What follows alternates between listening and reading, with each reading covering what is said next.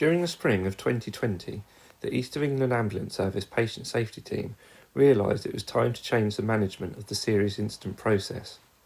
Technology allowed us to take our meetings online and meet with people more rapidly following an incident occurring. This video introduces the Roundtable process.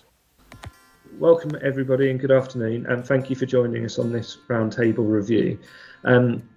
What we're hoping to achieve here this afternoon is to look back at what happened. The reason for bringing everyone together is to look closely at what happened from everyone's viewpoint.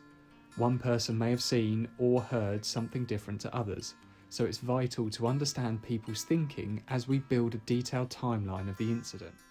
Ultimately, what we want to achieve by the end of today is to identify some of the learning which we may be able to take forward to prevent things like this from happening again. With everyone sitting around the table together, it allows us to really look into the incident and get to the bottom of how this happened, learn from the good things you did, as well as learn where we could have done better.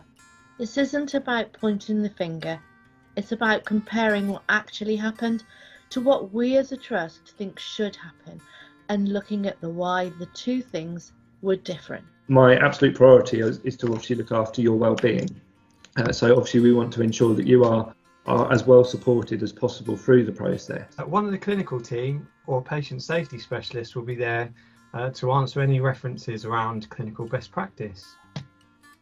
If the incident involves staff safety matters, my team will be on as subject matter experts. There might also be someone from specific departments like fleet, resilience, meds management, so that any technical questions or processes can be gone through. We can break for toilets or drinks or anything like that whenever you need to. It should be quite a relaxed atmosphere. The facilitator's role is to coordinate the roundtable, allow everybody to have their say, and ensure that a just and fair process is followed.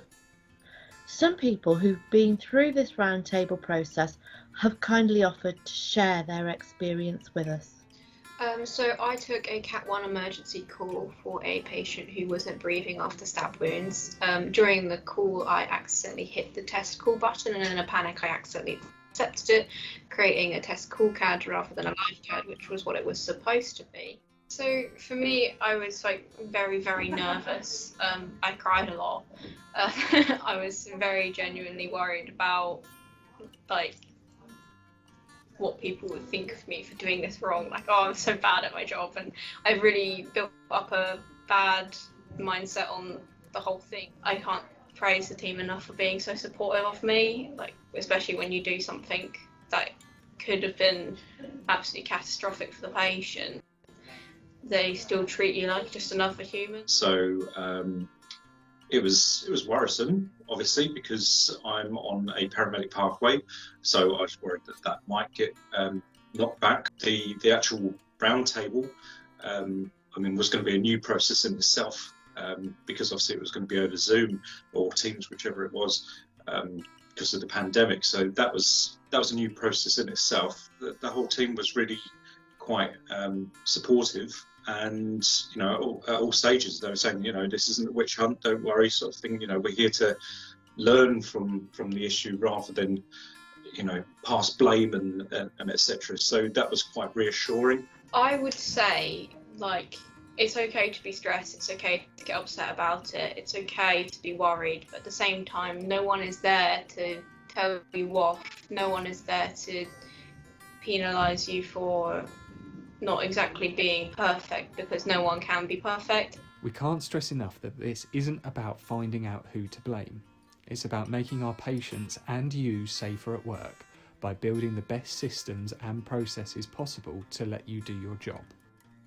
Thank you for watching and for all that you do to keep our patients safe every day by delivering outstanding care.